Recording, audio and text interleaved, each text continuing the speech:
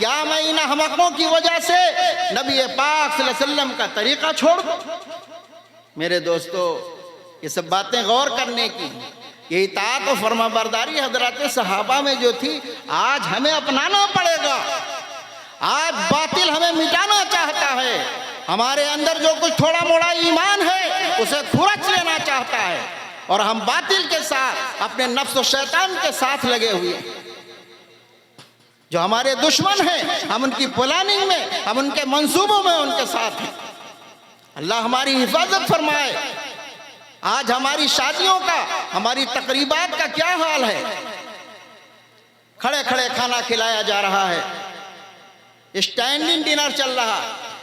हदीस में आया है जूता चप्पल पहनकर खाना मना है, सख्त मना किया गया। लेकिन जब आप खड़े होकर खाएंगे तो जूता पहने हुए हैं। इसी तरीके से खड़े होकर के जानवर खाना खाया करता है। आप तो इंसान हैं, और इंसान के साथ अल्लाह ने आपको अशरफुल मखलूक़ात में बनाया। तो खाने का ज़िया हमारी तकरीबात में बेपनाह।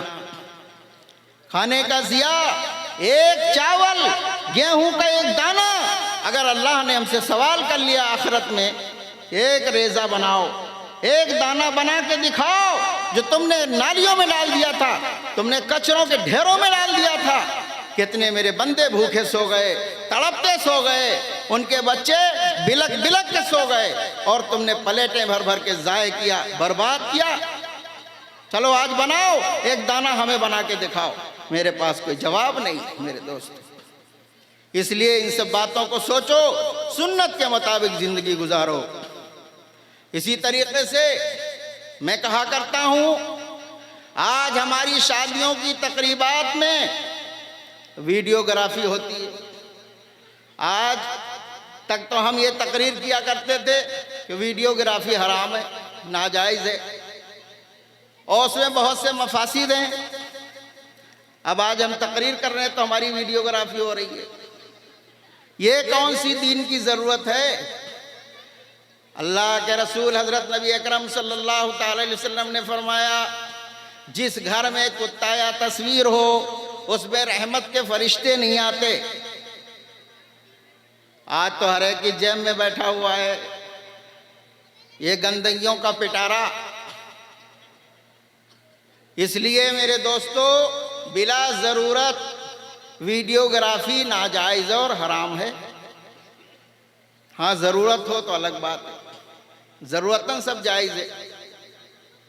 अब ये यहाँ जो वीडियोग्राफी हो रही है, इसका फैसला यहाँ के मोहतमिम साहब करेंगे कि जायज़ हो रहा है कि नाजायज़ हो रहा है, लेकिन अल्लाह के रसूल का फरमान तो यही है।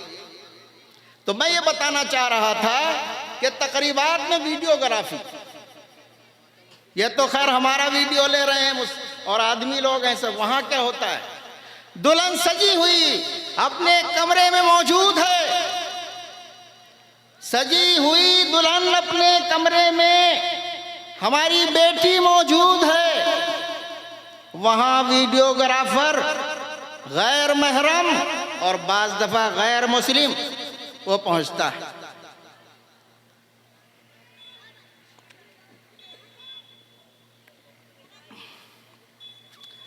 मैंने कुछ दवाएं तबीयत की ख़राबी की वजह से खा रखी हैं, इसलिए हलक सूख जाता है। लेकिन माजरत अगर कर देता कि भाई मैं तकरीर नहीं कर पाऊँगा, तबीयत ठीक नहीं है, तो कहते फिर आए क्यों थे इतनी दूर से। और अगर वहीं से मना कर देता तो कहते कि फिर वादा क्यों किया था। बहरहाल जैसी भी हालत थी, मैं आपकी खिदमत में हाजिर हो गया हूँ, कुछ बातें कह रहा हूँ, शायद हमारी भी नजात हो जाए और आपको भी फ़ायदा पहुँच जाए। तो मैं ये कह रहा था कि वो कमरा, जिस कमरे में कोई आदमी गैर, आज से पहले अगर चला जाता, कोई अजनबी आदमी उस कमरे में चला जाए जहां हमारी बेटी सजी धजी बैठी हुई है, दुल्हन बनी हुई, तो लोग मार पीट के भगा देंगे कि नहीं। लेकिन आज शादी का दिन है, आज तकरीब का दिन है, आज खुशी का दिन है, वो गैर महरम उसके पास जाता है, उसकी वीडियो फिल्म बना रहा है। और कभी ऐसा होता है हमारी माएँ बहनें शर्मीली होती हैं, उसकी आंखें ऊपर को नहीं उठ रही हैं, चेहरा नीचे को झुकाए तो वो पकड़ के उसका रुखसार और चेहरा सीधा करता है, पकड़ता है उसे। आज बाप की गैरत दफन हो चुकी है, आज भाई की गैरत और हमीयत कहाँ चली गई? सब बर्दाश्त किए हुए हैं, ये सब हराम काम हो रहा है। मेरे दोस्तों, ये सब कुछ होता है खाने का ज़िया, और ये सब चीज़ें और सुन्नतों के खिलाफ पूरा एक जो है सैलाब है, और कोई किसी को टोकता नहीं, समझाता नहीं कि भाई ये क्या हो रहा है। पता चला शादी हुई और चंद दिन के बाद तलाक हो गई, या लड़ाई झगड़ा शुरू हो गया। ये ज़हमतें, मुसीबतें जो हमारे ऊपर आ रही हैं, नबी पाक सल्लल्लाहु अलैहि वसल्लम के तरीक़ों को छोड़ने की वजह से आ रही हैं। मेरे भाइयों, ज़रा ठंडे दिमागों से सोचो, जो ज़रूरत की चीज़ें हैं, जिनका अल्लाह उसके रसूल ने हुक्म दिया, वो काम करो। अल्लाह के रसूल ने फरमाया वलीमा करो। अल्लाह ने आपको वसाअत दी, ताकत दी, तो बढ़िया सा वलीमा करो। निकाह के लिए छुहारा ले जाओ बढ़िया सा, जो मार्केट में मिल रहा हो इतना बड़ा बड़ा। लेकिन जब निकाह के लिए छुहारा खरीदने जाएंगे तो पता नहीं वो दुकानदार भी कहां से छाट करके रखता है छोटी छोटी मरियल छोहरिया, जरा जरा सी पता नहीं कहां से। अगर खा लो तो ना उगलते बने, उगल दो तो अल्लाह का रिज़्क है, अल्लाह सवाल कर लेगा क्यों थूका। और अगर निगल लो तो हलक में नहीं जाता है, इतना कड़वा खराब, कोई लज्जत ही नहीं। अरे बेहतरीन सा छुहारा अच्छा सा लेके आओ, मार्केट से आजकल तो खजूरें सऊदिया की मिल रही है, वो अच्छी से लेके आओ, बड़ी बड़ी लंबी लंबी। लोगों का मुंह मीठा हो दुआ देंगे, और जब खट्टा कर दोगे मुंह तो कौन सा दुआ देगा, कौन देगा। लेकिन शैतान को तो यहां भी तसल्ली नहीं हुई।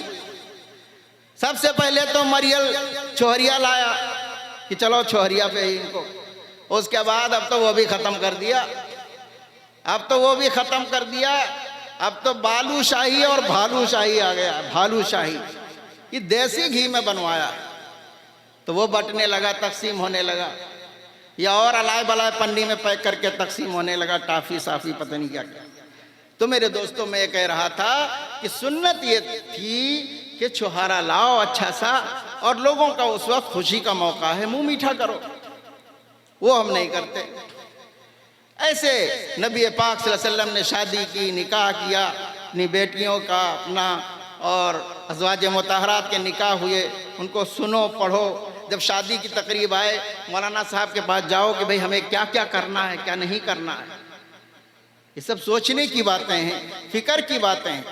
कोई भी हम अहम काम करते हैं, दुकान खोलना है, मॉल खोलना है, कुछ भी करना है, तो हम मशवरे करते हैं, और जो जानकार हैं उनसे जाके पूछते हैं। लेकिन जब दीन का तरीका और दीन का कोई काम करने चलो, निकाह नबी का तरीका है, उसे करने जा रहे हो, तो उसके जो माहिरीन हैं उनसे मालूम करो। मुफ्तियान कराम के पास जाओ, उलमा के पास जाओ, उनसे मशवरा करो।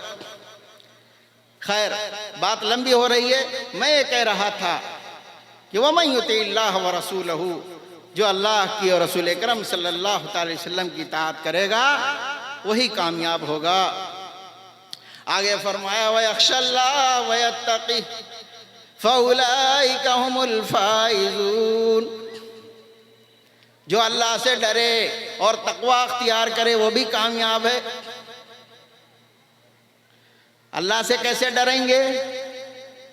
जैसे हजरत सहाबा ने अपने दिलों में खौफ व खशियत बसाया, जैसे नबी अकरम सल्लल्लाहु अलैहि वसल्लम ने अपने दिलों में खौफ व खशियत बसाया। एक दो वाक़या ज़रा ज़रा से मुख्तसर से बयान करता हूँ। हज़रत नबी अकरम सल्लल्लाहु अलैहि वसल्लम के बारे में हज़रत आयशा सिद्दीक़ा रज़ी अल्लाह ताला अन्हा, हमारी प्यारी अम्मी जान फरमाती हैं कि कभी जब आसमान पे काली घटाएं छा जाती, ऐसा लगता कि बारिश होने जा रही है, तो आप सल्लल्लाहु अलैहि वसल्लम की जो हालत होती थी मैं वो बयान करती हूँ। फरमाती हैं कि कभी आप मस्जिद नबवी के अंदर जाते हैं और कभी बाहर आते हैं, ऊपर देखते हैं, पीछे हटते हैं, घबराहट की एक हालत है, चेहरा जर्द है। तो मैंने हजरत नबी करम सल्लल्लाहु अलैहि वसल्लम से पूछा, या रसूलुल्लाह सल्लल्लाहु अलैहि वसल्लम, आपकी ये हालत क्यों हो जाती है? फरमाया आयशा तुम्हें मालूम नहीं है, पहली उम्मतों पे इसी तरह से कौम आद और समूद पे काली घटाएं आई, उन्होंने समझा कि बारिश होने जा रही है, लेकिन पत्थरों की बारिश हो गई, वो सब नेस्त तो नाबूद कर दिए गए। मुझे खौफ महसूस होता है, अल्लाह का डर महसूस होता है।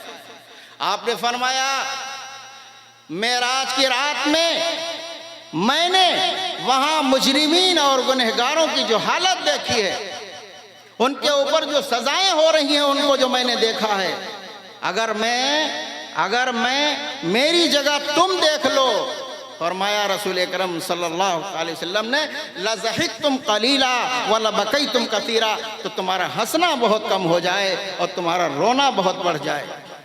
और हजरत अबू ज़र ग़िफ़ारी रज़ी अल्लाह ताला अन्हु एक हदीस में फरमाते हैं कि तुम्हारी हालत ऐसी हो जाए कि तुम अपने घरों को छोड़ दो और तुम जंगलों में निकल जाओ और तुम अपनी बीवियों के पास भी जाना छोड़ दोगे।